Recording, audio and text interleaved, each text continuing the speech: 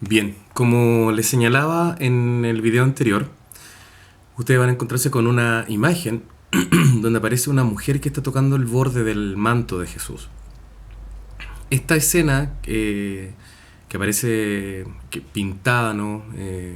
Representada en una catacumba, eh, recuerda la escena donde se menciona que Jesús es tocado por una mujer que padecía de flujos de sangre, ¿no? Una mujer denominada hemorroísa, que tiene entonces una enfermedad que además, por la particularidad que esta reviste, ¿no? De este derramamiento interno y externo de sangre, eh, se transforma en una mujer impura, ¿no? Sin embargo, ella dice, según el relato, que comienza a aproximarse a Jesús hasta que toca el borde de su manto porque ella creía que si tan solo tocaba el borde del manto, ella quedaría sana. Y Jesús responde, estando en medio de tanta gente, reacciona en verdad, no es que responda, reacciona en un momento y pregunta quién me ha tocado. Y los discípulos, según el relato de Marcos, prácticamente hasta se burlan de él. Como, estás viendo que todo el mundo te está empujando y preguntas quién te tocó.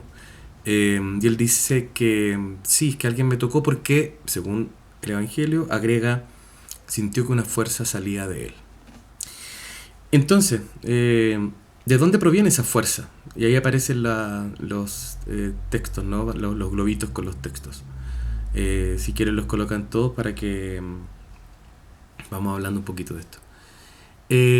A diferencia de los profetas en general que aparecen en el Antiguo Testamento, o de magos, o hechiceros, curanderos, Jesús va mostrando que primero, que la voluntad de Dios es que el hombre esté bien, que el ser humano esté bien. Y, y por lo tanto, de ese modo es el que Dios quiere liberar, sanando. Por lo tanto, se viene a instalar no solo un nuevo paradigma de Dios, también un nuevo paradigma del instrumento que vincula el poder de Dios con la persona. Lo voy a decir de otra manera, por si es que no me hago entender. Jesús lo que hace es despertar el poder sanador que la misma persona tiene. Hay una fuerza que sale de él, pero esa fuerza Jesús sabe que proviene de Dios. En la mayoría de los milagros, Jesús muchas veces manifiesta lo que ocurre, ¿no? Lo refuerza, mejor dicho, con la expresión tu fe te ha salvado, que lo vamos a ver en la diapositiva siguiente, pero quiero decir que es una de las características fundamentales que acompaña a lo que también para Jesús significa la sanación. Es la forma como Dios se manifiesta en su amor, Dios se manifiesta sanando. Y a diferencia de otros que ocupan tal vez elementos más externos, aunque entre paréntesis Jesús también lo hace, ¿no? Hace barro con su saliva también toca la lengua de alguien, un poco hasta un poco higiénico. Bueno, y palabras, gestos serán como lo más característico de él, ¿no? Y tocar al enfermo, dejarse tocar por el enfermo, entrar a ese ámbito de lo impuro y no escandalizarse como los otros. Como que Dios se manifiesta así, desde esa óptica.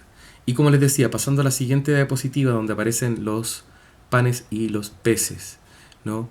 Hay una curación en los evangelios, ¿no? De un leproso, donde Jesús le pide al leproso, le dice, ve y preséntate ante el sumo sacerdote para que testifique o dé cuenta de tu curación, ¿no?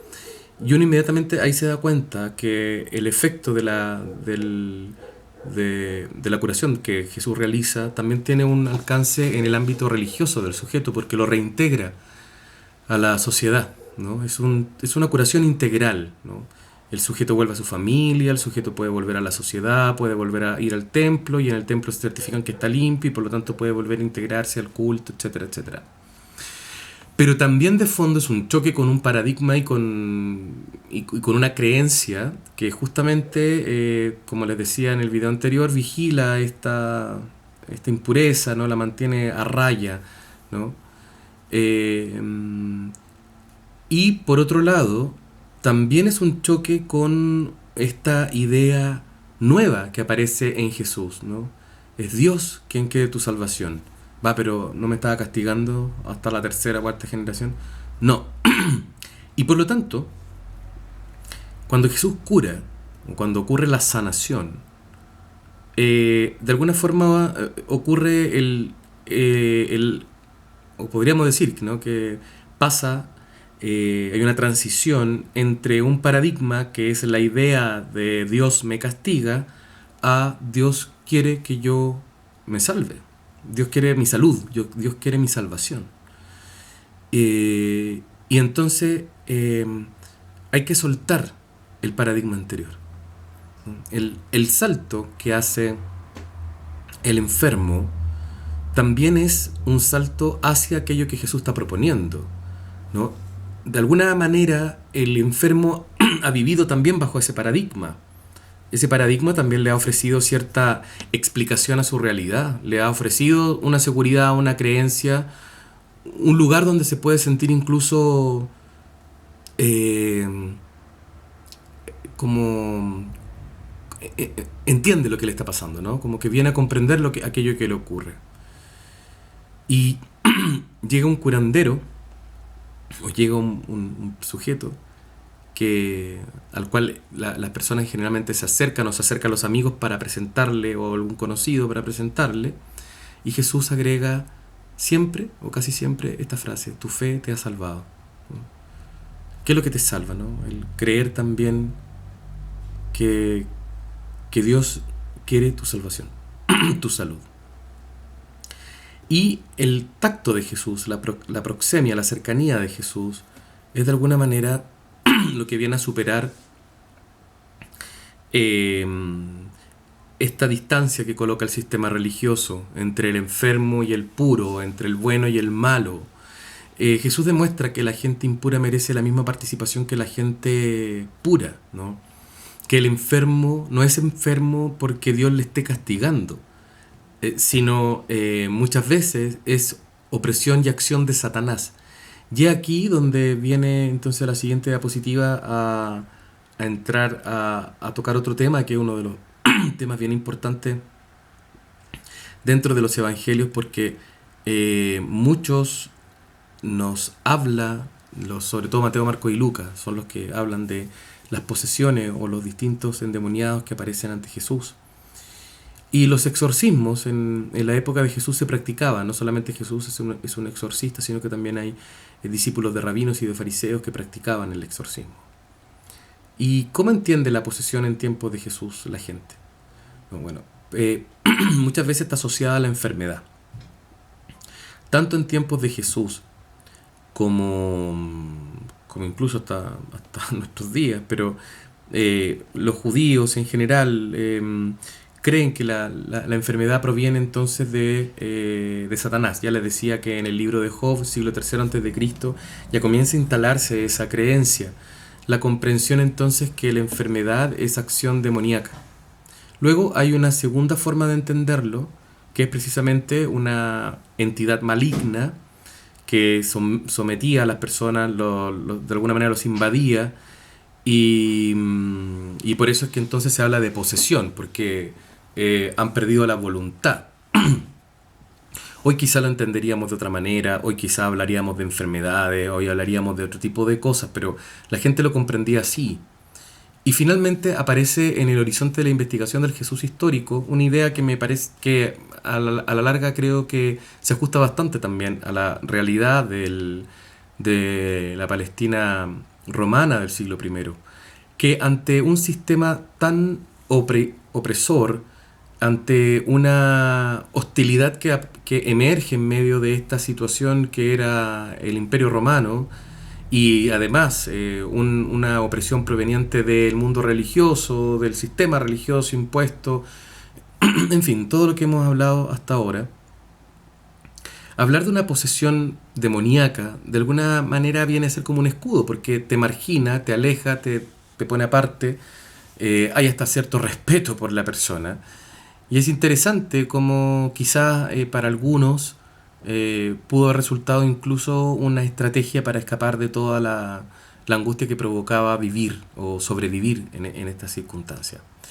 Y ahí aparece un caso, yo les dejo ahí también en la presentación, hay un video para que lo puedan ver, de uno de los que se menciona más en los evangelios, el endemoniado de Gerasa, que era un hombre que vivía en un cementerio, que eh, incluso se dice que con una piedra se dañaba, se mutilaba, estaba amarrado a cadenas, pero se había soltado muchas veces porque el espíritu tenía mucha fuerza. Entonces cuenta eso y que Jesús pasa por ahí y él sale como a enfrentarlo y Jesús le ordena que se calle, que salga de ahí del hombre. Y el espíritu, que al final pareciera no ser uno, sino que eran varios, le dice, pero permítenos arrojarnos a esa piara de cerdos. Había ahí qué sé yo, unos granjeros que estaban cuidando sus cerditos. Y entonces Jesús se los concede y entran entonces estos demonios que al momento en que Jesús les pregunta cuál es tu nombre, ellos le responden, nuestro nombre es Legión. Hay imágenes, será un relato real, será cierto. El hecho es que se nos cuenta más de un exorcismo. Y es muy posible entonces que Jesús fuese comprendido para la Galilea del siglo I de los años 30 como un exorcizador, como un sujeto que liberaba a las personas de un espíritu maligno. Entonces, pasando a la última diapositiva, ¿por qué la lucha es con el diablo? ¿Por qué, y cómo lo combate, ¿no? Jesús está convencido de que está actuando por la fuerza de Dios, ¿no? En ese sentido hay una convicción, valga la redundancia, que ya viene desde la época en que Jesús interactúa con el Bautista y se deja impactar por el mensaje de Juan y va descubriendo también su identidad y para qué está, ¿no? Y por lo tanto, si está de parte de Dios, está revestido de la fuerza de Dios, si ha sentido que Dios lo trata como un hijo, si siente que Dios le va confirmando su actuar y sus dichos,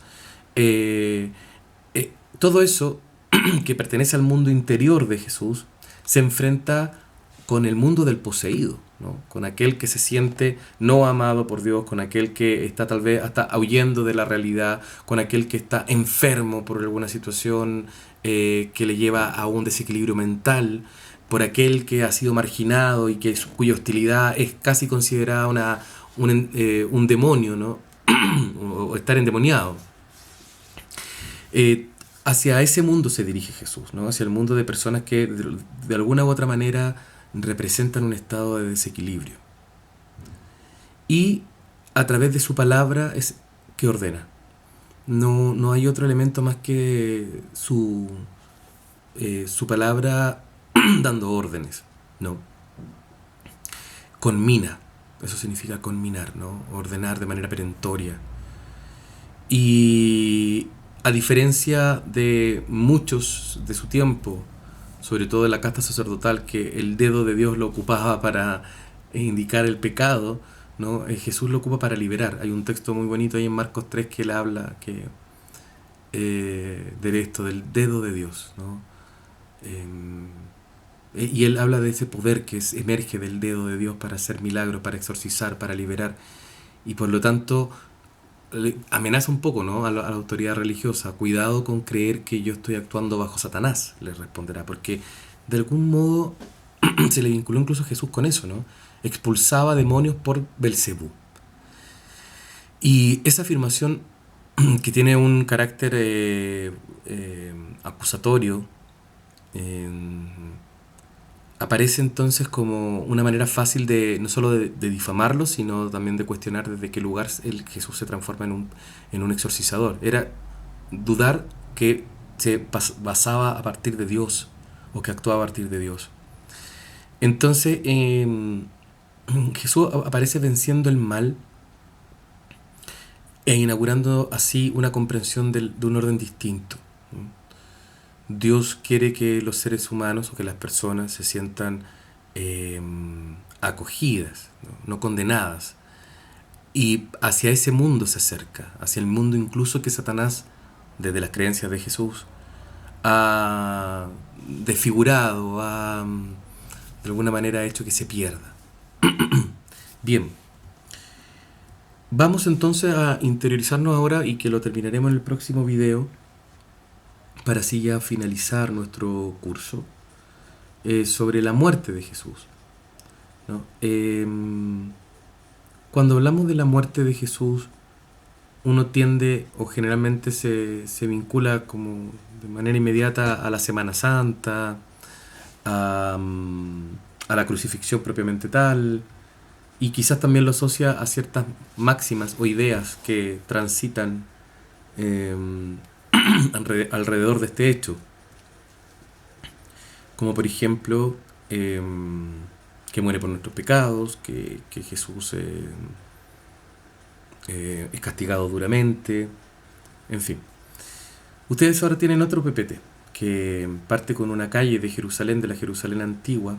Por esa calle los cristianos han hecho por mucho tiempo el Vía Crucis, ¿no? Que es el recuerdo del camino que Jesús hace desde el pretorio, del lugar donde recibió el juicio, la condena, perdón, hasta el monte llamado Gólgota, que significa en hebreo calavera, lugar de la calavera. Ese trayecto que obviamente hoy día no es el trayecto original, ¿no? Han sacado piedras de abajo que han estado hundidas, ¿no? Por las distintas construcciones que se han hecho sobre las mismas bases de la ciudad, pero siempre rellenándola y volviendo a levantar una ciudad.